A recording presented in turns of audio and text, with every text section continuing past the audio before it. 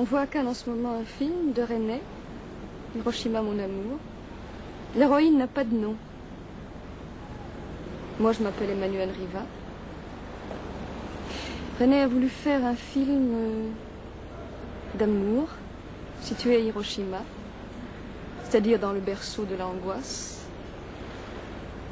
où les gens revivent, enfin paraissent avoir oublié. En fait, nous n'avons pas plus oublié qu'eux. Il m'est arrivé pour ce film une aventure absolument extraordinaire parce que c'est mon premier film. J'ai eu la chance de rencontrer René, Marguerite Duras, de découvrir le Japon, d'avoir interprété un personnage de femme. C'est la première fois que je joue un personnage de femme parce qu'au théâtre, on m'a toujours donné les rôles de jeune fille, les rôles d'ange, je crois, un peu. On ne voulait jamais me voir dans les infidèles. Mais cette fois, je suis vraiment une infidèle. Enfin, je suis une femme libre. Dans ma prime jeunesse, j'ai connu un amour allemand sous l'occupation.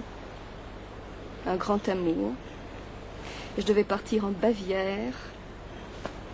Mais il est mort. Et moi, je ne suis pas morte d'amour. Alors, je me suis mariée.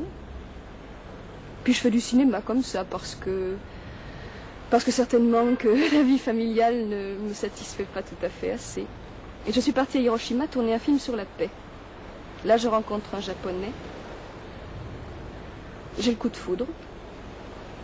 Et puis, ça devient une histoire de cœur.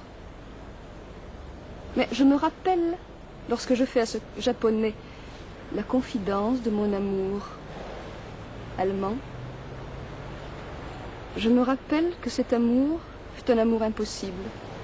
Et comme je ressens le même amour, je dis, je vais rejoindre la France. À quoi bon rester? Bref, Emmanuelle Riva, cette aventure a été si surprenante dans votre vie que vous ne vous êtes peut-être pas très bien rendu compte de ce qui vous est arrivé. Non, pas très bien.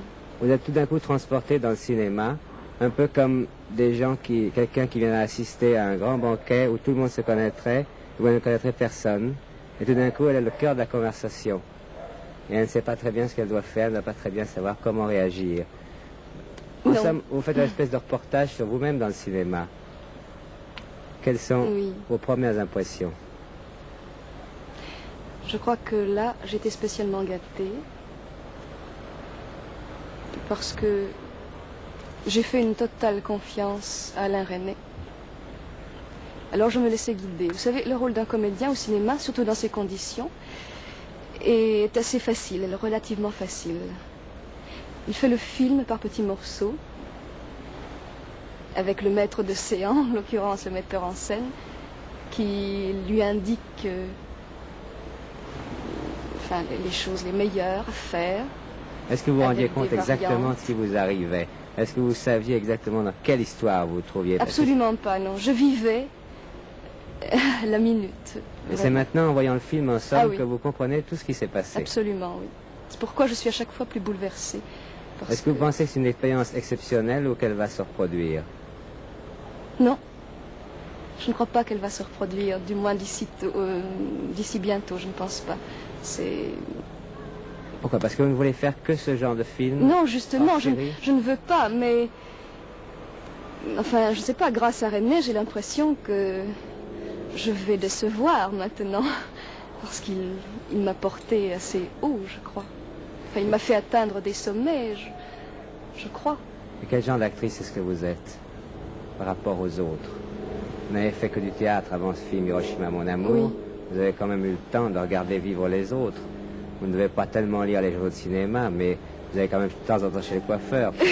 Pas hier, mais ça va vous arriver. Oh, alors, je me suis toujours reproché de n'être pas tout à fait dans la course.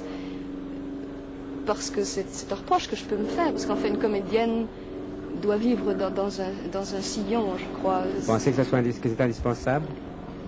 Eh bien non, je pense que ce n'est pas indispensable, mais On me dit très souvent, vous devriez faire ceci, Les autres ont vous tellement l'air de trouver devriez ça faire cela. indispensable que vous dites, après tout, par politesse, ils ont peut-être raison.